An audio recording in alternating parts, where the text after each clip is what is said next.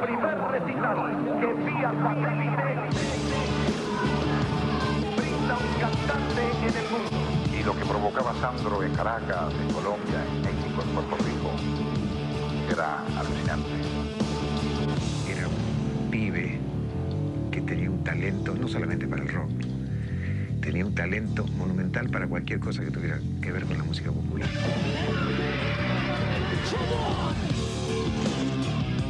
No puede ir a ninguna parte, porque provoca un tumulto. Ese fue uno de los problemas de Sandro, el amor casi desmedido hacia una madre. Era uno de los sex symbols de la época, lo sigue siendo a los 50 y pico de años, imagínate cuando tenía 23, era un bombón. Les presento con íntimo orgullo. Tiene una percepción de lo que a la gente le gusta impresionante, tiene un marketing propio en el alma. A mi exalumno Sandro. ¡Sandro! ¡Sandro de América! Tiene 54 años, está gordo, nunca se operó la papada o la nariz, pero sigue siendo un sex symbol para varias generaciones de mujeres. Hace más de 10 años que no compone canciones, pero llena teatros casi sin publicidad. Empezó a cantar hace más de 37 años, pero nadie, ni siquiera aquellos a los que no les gusta, dirían que está en decadencia. Hace 20 años llenaba cines y estadios, pero era considerado el arquetipo del cantante grasa. Hoy gana premios y tiene cada vez más prestigio. Hablamos de Sandro, el hombre que enloquece a las fans con el misterio de su vida privada y de esta casa. El chico del conventillo de Valentín Alsina que largó la secundaria para cantar. Una tarde más precisamente, del año 63, por aquella vieja radio capilla, en la humilde casa familiar, pude escuchar la voz de aquel muchachito transgresor y polémico. En Valentín Alsina, aquel barrio de tango, había 5 adolescentes que admiraban a Elvis Presley y querían hacer rock and roll. Con el tiempo, se llamarían Los de Fuego. Para horror de los tangueros, pero con la admiración de las chicas, el cantante bailaba como un demonio. Se tiraba al piso. Le decían Sandro. Se llamaba Roberto Sánchez.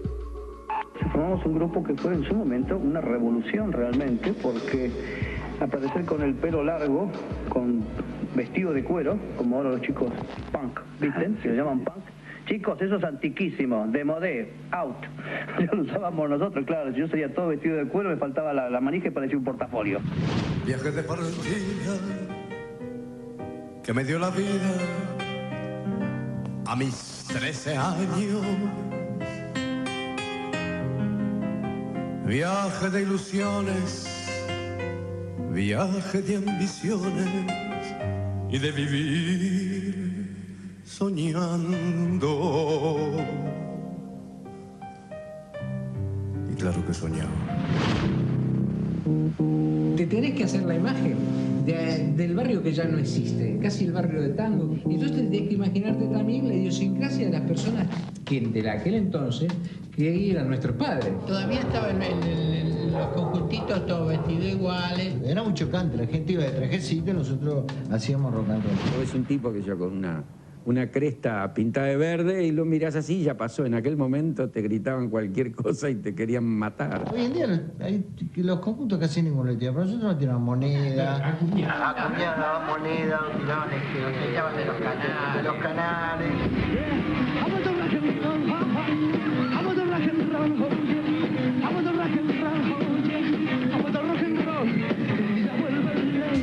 Un día, los de Fuego llegaron a la televisión. Actuaron en los famosos sábados circulares de Pipo Mancera. Entonces, dice Mancera, señores, con esa voz que él tiene tan personal, señores, este señor es éxito en 15 días. Y actuó Sandro, reventó todo el estudio, se vino abajo, la gente no lo podía creer. En las entrevistas previas que concedía antes de cada ciclo de recitales, Sandro evocó muchas veces su debut en televisión. Tenía 17 años en esa época y toda la responsabilidad del mundo. Pibe, te animás a sacarte el saco. Recuerdo que la primera vez que me sacó el saco fue realmente una revolución. No sé si fue porque deslumbré o porque la gente en ese momento... ¿Qué es eso? Aparte, 17 años, imagínate, parado arriba de un escenario, qué piba después me decía que no. ¿Qué tal? Ay, canta por la tele. Ay, son cojones. Es medio negro, pero canta por la tele. Además de cantar en la tele, Sandro frecuentaba un sótano no muy conocido entonces, pero luego famoso, La Cueva. Porque era una especie de peña rockera. En un momento dado te puedo asegurar que los grupos que había ahí arriba, hoy en día, si los querés organizar, no existen. Imposible de volverlos a juntar. En La Cueva, a mediados de los 60, confluyeron músicos que luego el destino separó. Tanguito, Morris, Lito Nevia, Javier Martínez, Miguel Abuelo y Sandro, que de todos era por entonces el más exitoso. Una noche Lito Nevia le cantó una canción a Sandro. Sandro le dijo que no iba a andar. Era La Balsa. En La Cueva, Sandro conoció también a un guitarrista que luego lo acompañaría durante su metamorfosis de rocker a baladista, Ricardo Leu.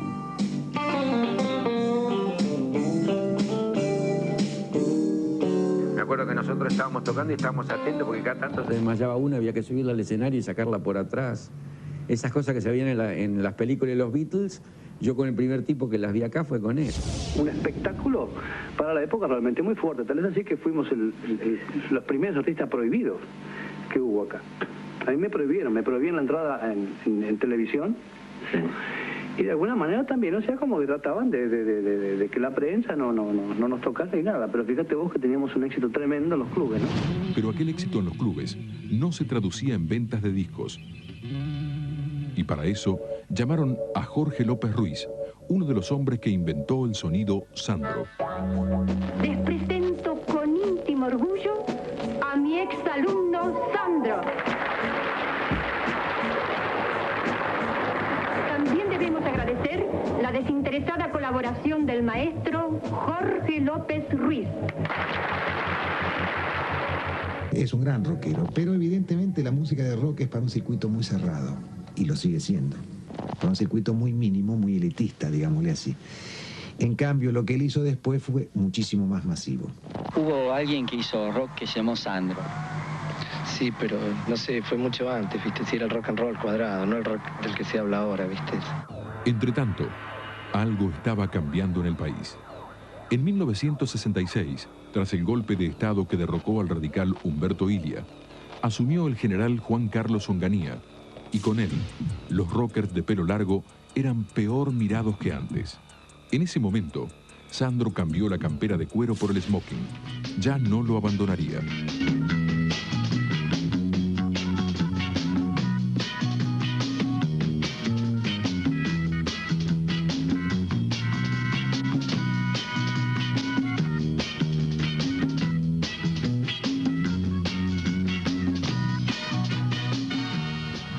En los últimos shows, Sandro suele evocar sus comienzos en Valentín Alsina con Los de Fuego. A la distancia se ve claro que él fue el verdadero Elvis Presley argentino y que tal como hizo Elvis cuando aparecieron los Beatles, Sandro se volcó a la balada en el mismo momento en que en Argentina aparecían los primeros conjuntos hippies como Almendra y Los Gatos.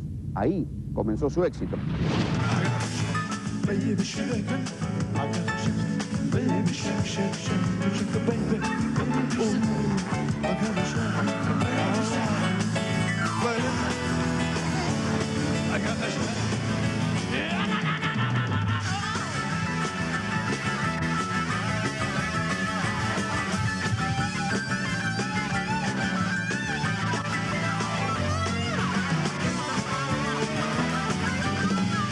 El éxito de Sandro hay que adjudicarle mucho también a la tenacidad y a la visión de Anderle, ¿no? Quiero llenarme de ti. Tengo solo una frase. Es preciosa. Siempre que la escribas pensando en mí. Ya tendría que estar en el canal. Tuvo una especie de bisagra en su carrera, que creo que fue ese famoso Festival Buenos Aires, el primer Festival Buenos Aires, la canción que ganó con Quiero llenarme de ti. Nosotros intervinimos medio como de colgados, tanto que yo ensayé la orquesta 3 minutos antes de lo que sería salir al aire. Yo era el animador. Justo me toca anunciar Quiero llenarme de ti en su primera intervención y Quiero llenarme de ti como tema ganador. Sandro no era supuestamente un candidato en ese festival, un candidato. Y de repente un gallego morro que nos viene a buscar diciendo que ahí lo están llamando del festival que lo había ganado. Una cosa delirante que no podemos creer. A partir de Quiero llenarme de ti, Sandro otra vez arriba, con todo, imparable desde aquel momento hasta hoy. Vamos a cantar todos juntos, maestro, venga, a ver.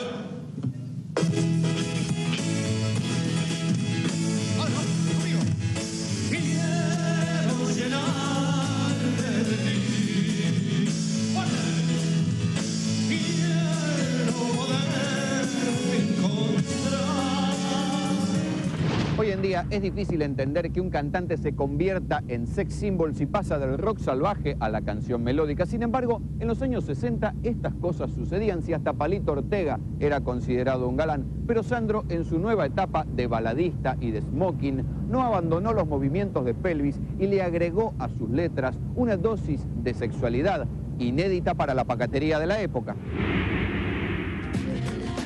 Después del éxito en el Festival Buenos Aires de la Canción, en el año 1967, Sandro empezó sus giras por América Latina. Tal fue su éxito que un productor de cine, asombrado, le propuso hacer una película.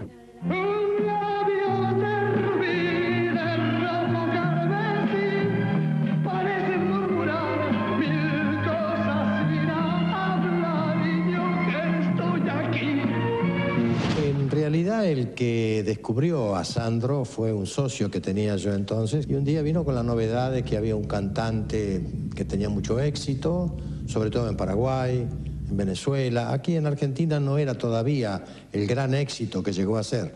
Adiós, Susana. Así como una rosa deshecha por el viento. Así. Quiero llenarme de ti. Se estrenó en 1969. Sandro tenía por entonces 24 años, pero su repertorio ya incluía varios de los temas que hoy sigue cantando.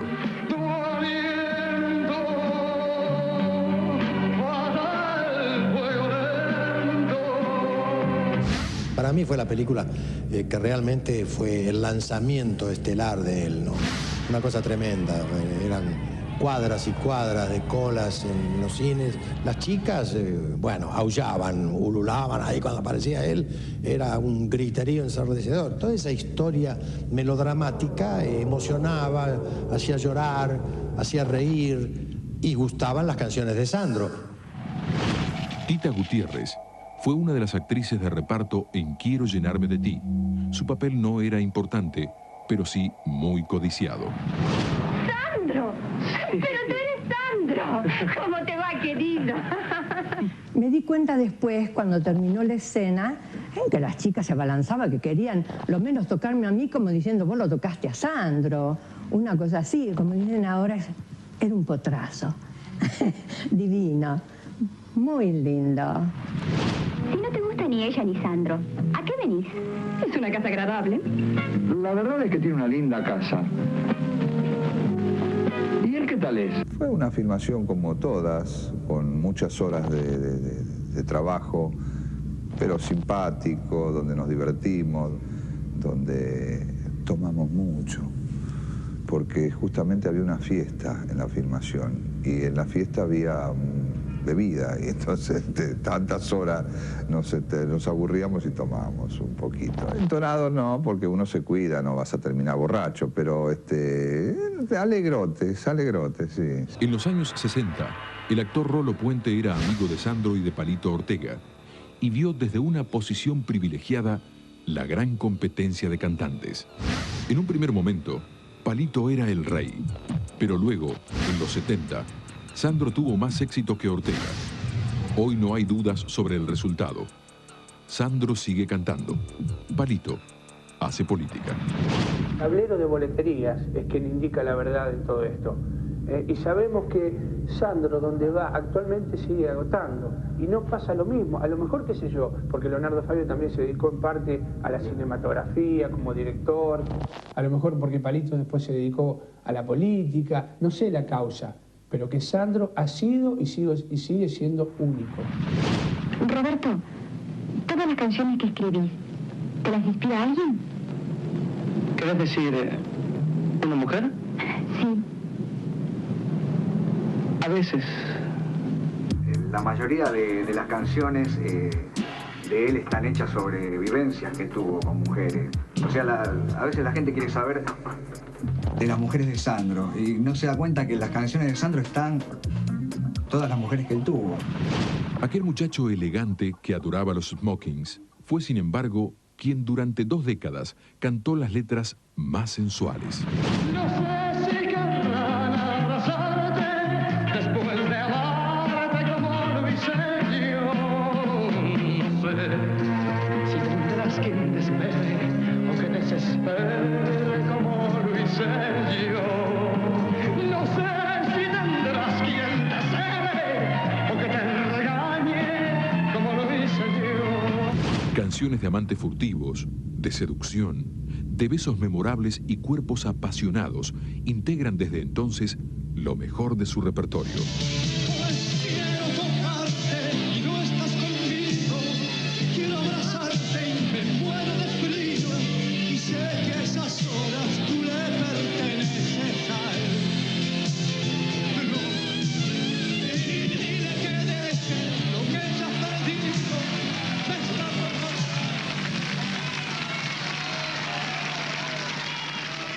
Pero, ¿quién escribía las letras que cantaba Sandro? Todas las canciones de papá y de Roberto, las más conocidas, las de siempre, las de Rosa Rosa, Porque yo te amo, todas son de papá y de Roberto.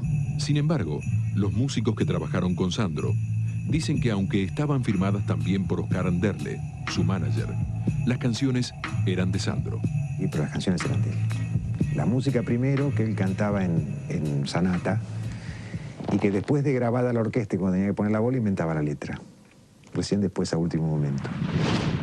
Las lágrimas empañan la visión y veo en el rincón del viejo maniquí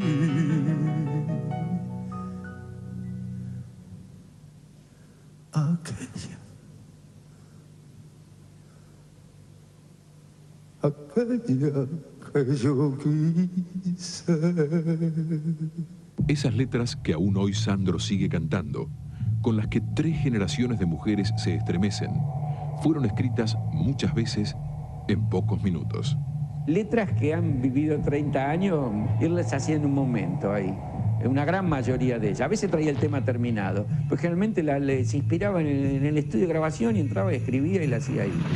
Compartir la autoría de las canciones, algo que ningún cantante haría, era uno más de los gestos de confianza de Sandro hacia Anderle, el hombre que fue algo más que su manager en los tiempos de mayor éxito.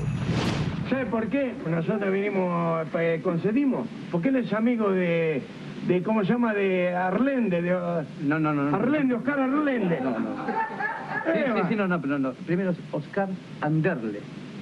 No es Arlende. No. Anderle. Todo el mundo siempre tiene un problema con... Arlende le dicen, Arlende. Y le dicen Ardele, le dicen muchas cosas, no, pero es Oscar Anderle. Arlende. Exactamente. Es el que lo ocurre a usted, ¿no? No, mire. A mí no me ocurre nada, perdón. No le ocurre nada. No, el señor Anderle es mi hermano, ¿se da cuenta? El éxito de Sandro hay que adjudicarle mucho también a la tenacidad y a la visión de Anderle, ¿no? Tuvieron una forma de trabajar basada absolutamente en la confianza. En ningún momento firmaron un contrato ni hicieron ningún tipo así de negociación. Anderle también era un tipo de esos fuera de serie que lo cuidó como si fuera su propio hijo, en términos no solamente del negocio, sino incluso personal. Los historiadores de la obra de Sandro coinciden también en que fue Anderle el hombre que lo sacó definitivamente a Sandro del rock y fomentó su cambio de estilo. A fines de los 60 entonces, Sandro tenía un puñado de canciones de éxito y un estilo propio, una mezcla de erotismo y elegancia en dosis exactas como para ser deseado pero no prohibido. Faltaba todavía dar el gran salto, convertirse en Sandro de América, esa muletilla que uno tantas veces escuchó, pero que durante algunos años fue verdad.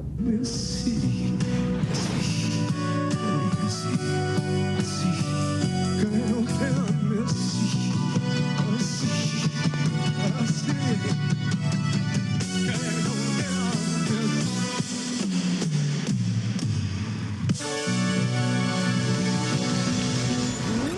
acuerdo que en el avión le dije, bueno, ¿y ahora qué vas a hacer? ¿Un bailecito a Villa Tacho después del Madison Square Garden? No tiene mucho sentido.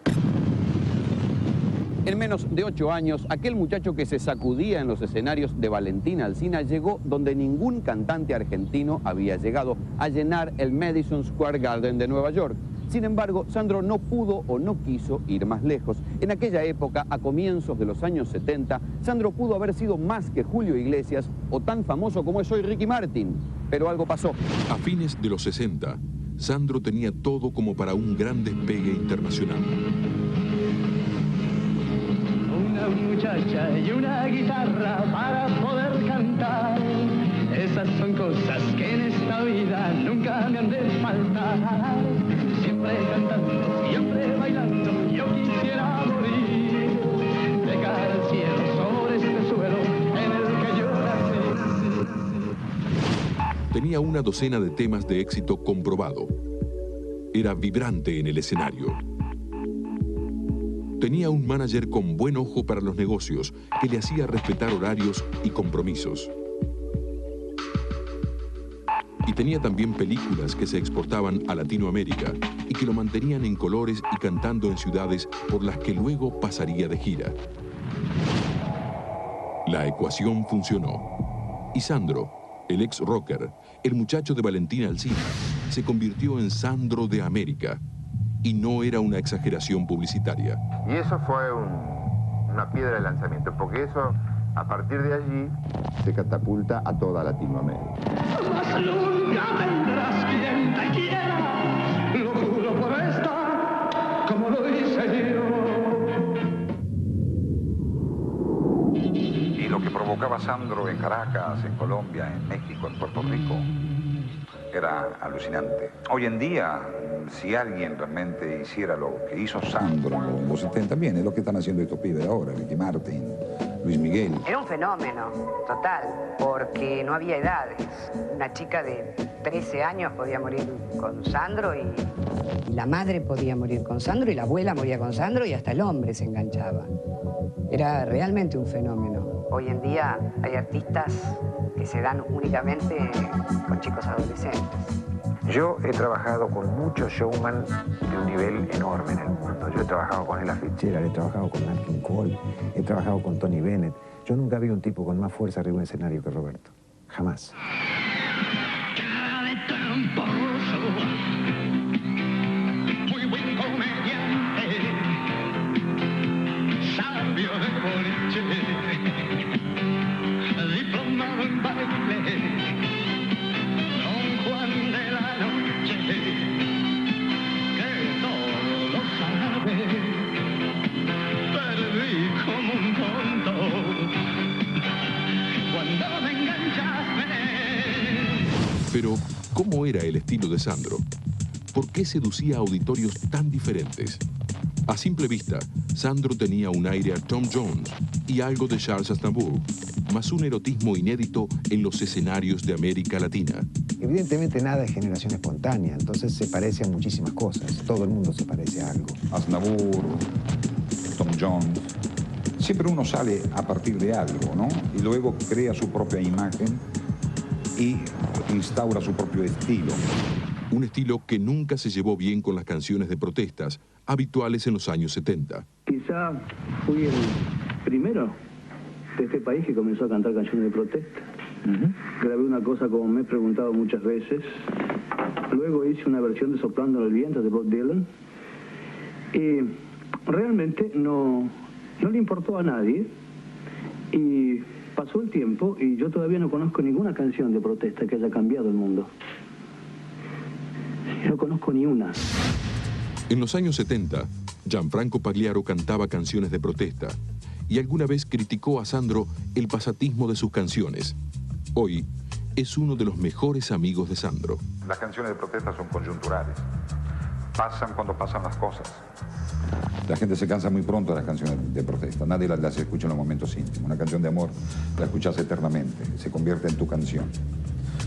Y el secreto de Sandro que ha convertido en la canción de cada uno casi todas sus canciones. Ahí está el secreto. Yo creo que ya tenemos bastante con lo que nos pasa a nosotros todavía como para ir a sintonizar a alguien para que nos siga diciendo lo que nos pasa a nosotros. Yo hago canciones para que la gente de alguna manera sueñe. Si quieres compartir una aventura, algo especial. Debes poner al rojo vivo tu figura, que hará estallar mi intimidad.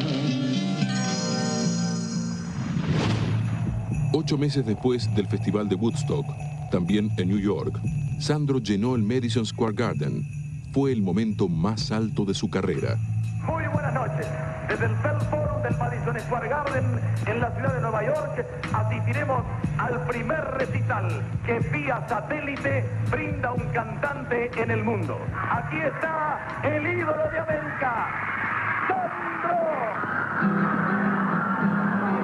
Rosa, rosa tan maravillosa, como blanca diosa, como flor hermosa, tu amor me condena a la dulce pena de sufrir. Dame de tu boca esa furia loca que mi amor provoca, que me causa llanto por quererte tanto sola. Rosa, rosa eres, orgullosa y sin contemplarme tu pese destroza, mientras tanto yo hago eso por ti. Rosa, rosa, pide lo que quieras, pero nunca pidas que mi amor se muera, se va a morir. Moriré yo por ti. Y ahí fue mi sorpresa, estaba en Madison Square Garden en Nueva York y era un delirio de gente y de gritos de chicas. Digamos, toda Latinoamérica se producía el mismo fenómeno y en la parte latina de Estados Unidos que se producía acá. Fue la primera transmisión vía satélite de un concierto musical para 25 millones de televidentes de América Latina y de la Argentina, por supuesto. Pero no quedaron grabaciones. El público era sobre todo latino. Pero algunos creen que Sandro podría haber dado el gran salto. Yo fui testigo junto con Cacho Fontana, que puede dar fe de lo que digo, de las protestas y los insultos que recibimos del vicepresidente de la CBS Internacional, porque no tenía el material de Roberto grabado en inglés ni tenía material promocional. Él no podía comprender cómo semejante artista no apuntara a una cosa todavía más grande que solamente el mercado latino. Y la carrera que él ha hecho está bien así como la ha hecho. No creo que otros intentos hubieran distraído su creatividad tal como la está haciendo. Después del Madison Square Garden, Sandro volvió a lo de antes. Películas, giras por Latinoamérica, bailes de carnaval multitudinarios en Buenos Aires. Que yo creía, y sigo creyendo, que él no tenía que volver para atrás, tenía que seguir creciendo. Y me acuerdo que en el avión le dije, bueno, ¿y ahora qué vas a hacer? Porque ahora qué vas a hacer, hacer un bailecito a Villa Tacho después de Madison Square Garden no tiene mucho sentido. Al llegar a Buenos Aires, Sandro decidió no contratar más a Jorge López Ruiz. ¿Por qué Sandro no quiso cantar en inglés y disputar el inmenso mercado estadounidense? Es uno de los grandes misterios de su trayectoria. Unos años después, con mucho menos talento y presencia en el escenario, Julio Iglesias cantó en inglés las canciones que antes cantaba en español y tuvo éxito. Sandro, sin duda, lo podría haber hecho mucho mejor. Ese fue uno de los problemas de Sandro, el amor casi desmedido hacia una madre. Más de 2,5 millones de personas vieron la primera película de Sandro, Quiero llenarme de ti. Después, por supuesto, vinieron muchas más, todas parecidas. Un argumento con buenos y malos, un final feliz garantizado y sobre todo muchas canciones. En aquel entonces en los conciertos había serios problemas de amplificación y no existía la televisión en color. El cine entonces era la mejor oportunidad para ver a los astros en color y en detalle. Yo tuve los amigos que el dinero puede dar y en noches de bohemia nos solíamos ahogar, mas todo ya pasó, el tiempo los llevó, mas hoy aquí yo río igual. Al final la vida sigue igual, al final la vida sigue igual.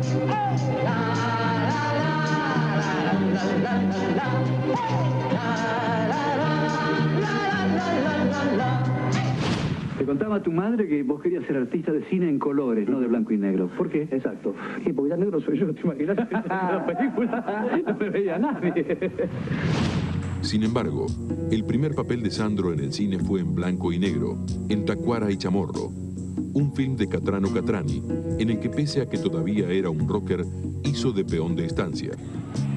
Pero después del éxito de Quiero llenarme de ti, Sandro aprovechó la admiración de sus fans para estrenar hasta 2 películas por año. Todas estaban detrás de él, tenías que apartarlas. Era una locura filmar con él, sobre todo ya en la tercera película, que ya era famoso. En el cine fue donde Sandro más explotó su ascendencia gitana, que coincidía de maravillas con su imagen de nómade y romántico. Tu abuelo era húngaro y se fue a vivir a España. Exactamente. ¿Por qué? Bueno, cosas de la familia, digamos, eran nómades. Claro. Fueron a España. Llegaron con el apellido de Papalopoulos. Ahí lo cambiaron por el de Revalurias. Sí. Después vino una guerra, no sé qué cosa rara. Mi abuelo, como no quería ahí, manoteó uno que decía Sánchez, menos mal, si no sería Roberto Revalurias. La boca pulposa y muy colorada. Tenía mucho color. Era... Bueno, hoy hay muchas modelos con esas bocas. A mí, mis amigas me decían, vas a trabajar con Sandro. Es como, aprovecha. En 1974, Laura Bove coprotagonizó con Sandro Operación Rosa Rosa, una comedia de suspenso que incluía una escena de tortura en tiempos en que las torturas empezaban a ser algo habitual, y una pelea de Sandro en bata y slip como para templar la platea femenina.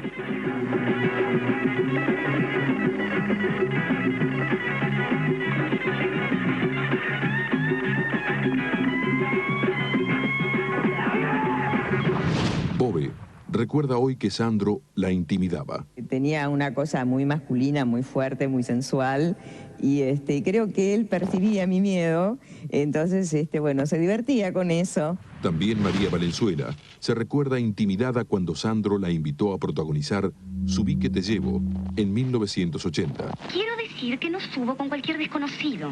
Tampoco soy un desconocido.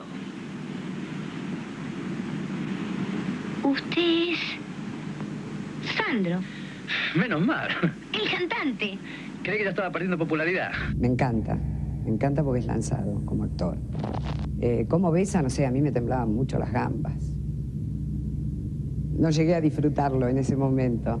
Pero tiene una cosa estética, que si vos lo mirás en la pantalla con semejante boca que decís, bueno, ahora se la devora, se la come toda. No, es una cosa muy sutil, muy estética.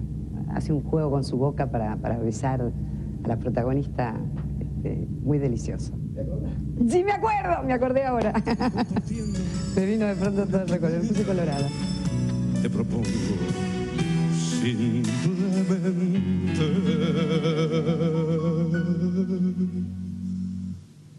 te propongo que me quieras.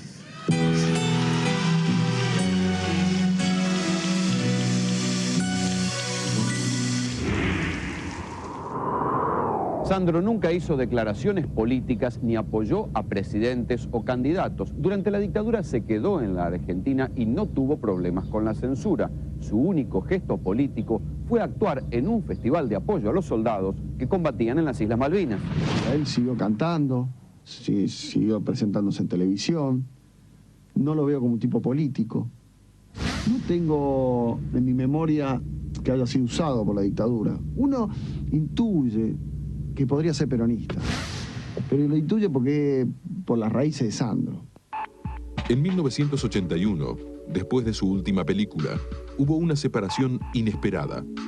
Después de 18 años juntos, Sandro se distanció de su manager, Oscar Anderle. Es más, creo que tuvieron en un momento una pelea, ya me estaba olvidando, que en un momento se distanciaron. Anderle quería que Sandro saliera a pelear el mercado europeo como Julio Iglesias. Ya sin Anderle, Sandro partió a Venezuela primero y a Puerto Rico después, a protagonizar telenovelas. Oye, Marcelo, que si tanto te gustan, ¿por qué no te has casado? Bueno, precisamente por eso. Porque los adoro. Es que yo quisiera tener a un niño con la mujer que quepa perfectamente en mi vida. Tiempo después, Sandro se reconcilió con Anderle y siguió trabajando con él hasta su muerte en 1989. Pero durante la pelea, Anderle rompió el silencio y dejó caer una frase enigmática. Tal vez se sintió siempre dirigido y ahora quiera tomar las decisiones por sí solo. De sus relaciones íntimas y las influencias que pueda tener una mujer, prefiero no hablar. ¿A qué mujer se refería Anderle? ¿A una de las parejas de Sandro o a su madre? En cualquier caso, Sandro sacrificó parte de su carrera por su madre. Ese fue uno de los problemas de Sandro, digamos, el amor casi desmedido hacia una madre. Pero por razones más o menos lógicas. La madre de Roberto era una señora con muchísimos problemas de salud. Es más, esa casa de Banfield estuvo construida para que la madre pudiera funcionar en ella, porque la madre era, ¿cómo te diría? Estaba paralítica, o sea, ella no se podía mover sola. Y le hizo toda una casa alrededor de ella, digamos. Incluso las escaleras tenían como ascensores mecánicos y todo ese tipo de cosas para que pudiera funcionar dentro de la casa. Él tenía una relación muy intensa con la madre, muy fuerte. ¿Cómo está mamá? ¿Cómo es mamá? ¿Cómo es mamá? Flaquita.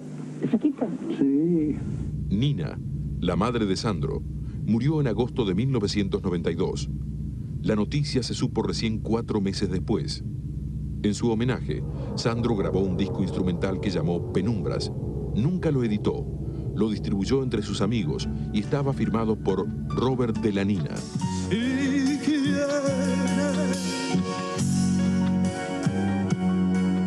yo te doy el mundo, pero no me digas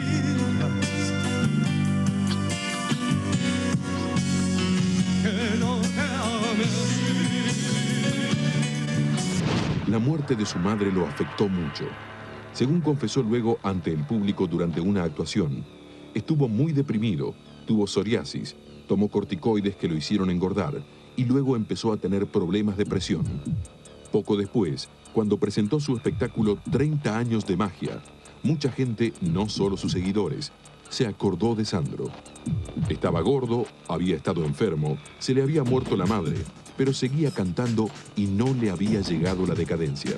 En esos recitales, un récord que luego solo él mismo pudo batir, Sandro comenzó a hacer sus célebres bises en bata. Allí comenzó el Sandro de hoy, un clásico al que le llegó la hora del prestigio. Muchas gracias. Yo tengo que volver, así que porque ya llegó la hora, me quiero ir a dormir. ¿Quién quiere venir a dormir conmigo? No es fácil vivir una vida presionado por tanta fama o por tanta gente. Con los años, el paredón blanco que protege los secretos de Sandro se ha convertido en punto de atracción turística en Banfield y en lugar de cita de sus admiradores que todos los cumpleaños se juntan aquí, aunque sepan que Sandro nunca los va a salir a saludar. Sí, somos del club de fans, simplemente Sandro. Sí, lo quiero besar, estrecharlo en mi brazo.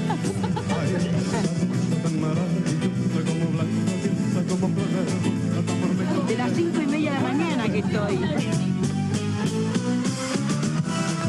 Sobre todo para las personas de cierta edad donde el romanticismo está un poco devaluado hoy en día, él sigue manteniendo toda esa cosa de respeto a la mujer, de cariño. Hacer el amor con él. En todo mi llavero, en toda mi casa, en mi corazón.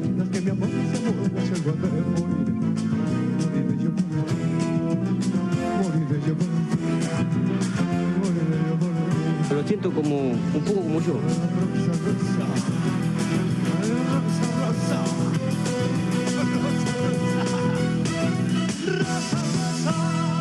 Forma parte de lo que es mi vida. Entre los fans que peregrinan a la casa de Sandro, Francisco Loiácono tiene un trato preferencial. Todos los años, Loiácono, mecánico y dueño de algunos taxis, llega hasta la casa de Sandro con una torta y luego tiene algunos privilegios. Hay para todos.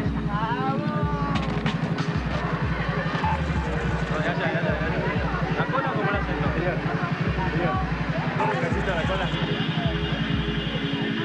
La cola.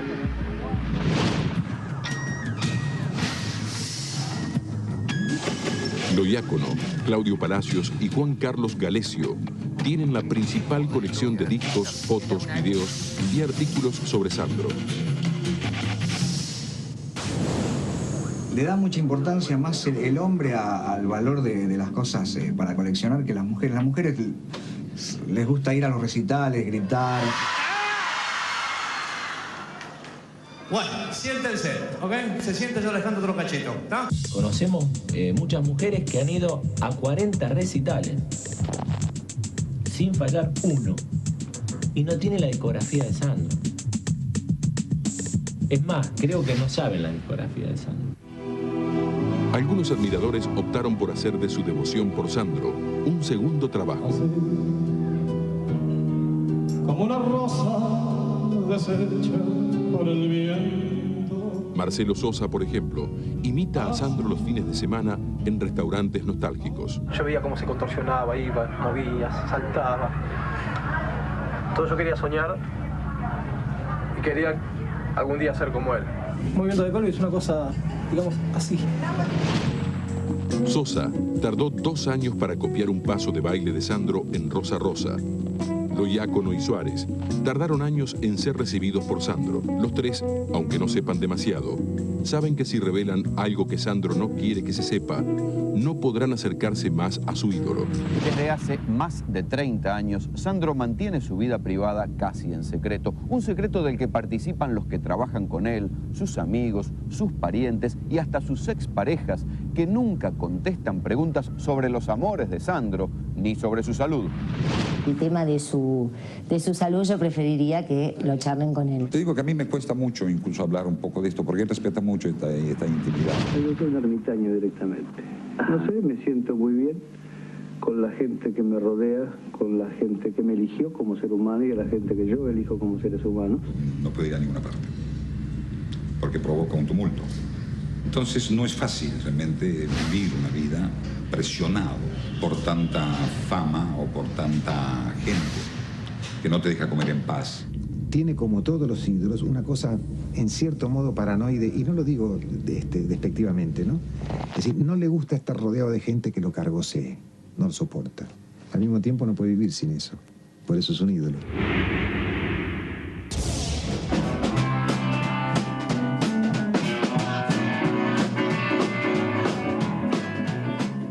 Los de Fuego, los compañeros de Sandro en su juventud, siguen tocando. De vez en cuando organizan un asado e invitan a Sandro.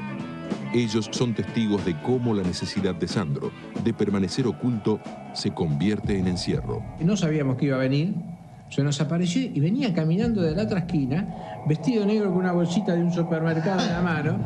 No, dice, me dice que dejar en otra cuadra, hace tanto que no camino una cuadra de noche. Para él es una vida totalmente natural, por eso él ocupa su tiempo, como lo dice, atendiendo sus animales, atendiendo sus plantas, componiendo música.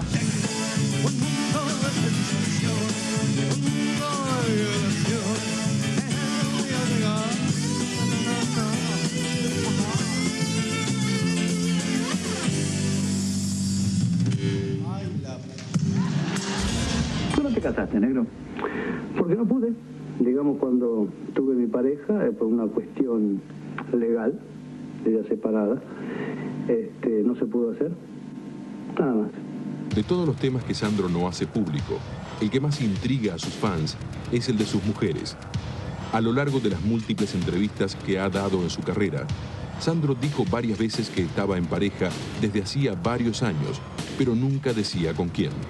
Nunca mezcló, no era de esos muchachos que siempre se llevan a una chica distinta en el auto, no.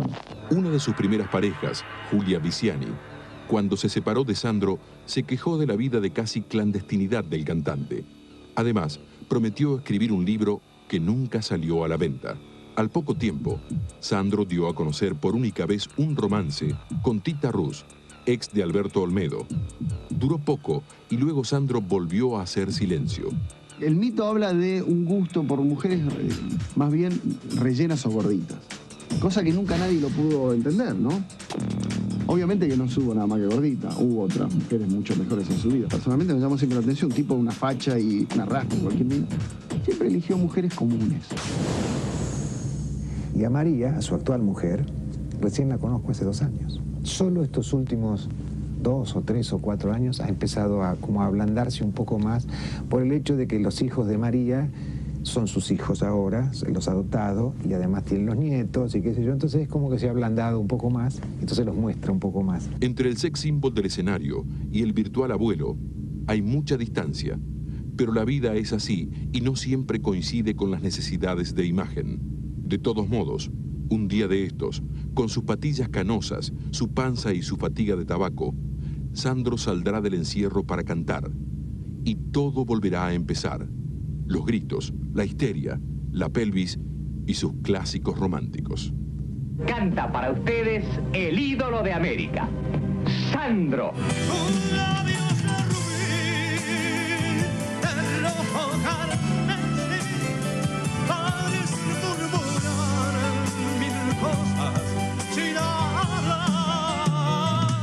Yo que estoy aquí, sentado frente a ti, me siento desangrarse sin poder conversar, tratando de decir,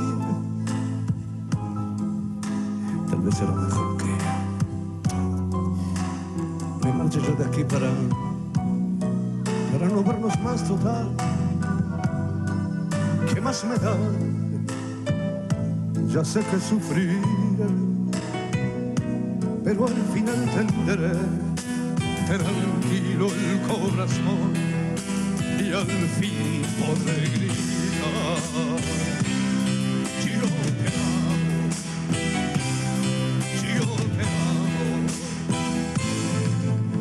yo te amo, yo te amo.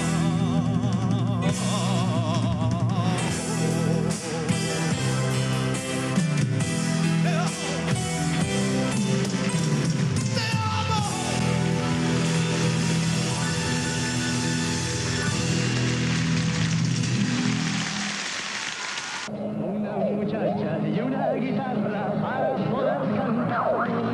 Esas son cosas que en esta vida nunca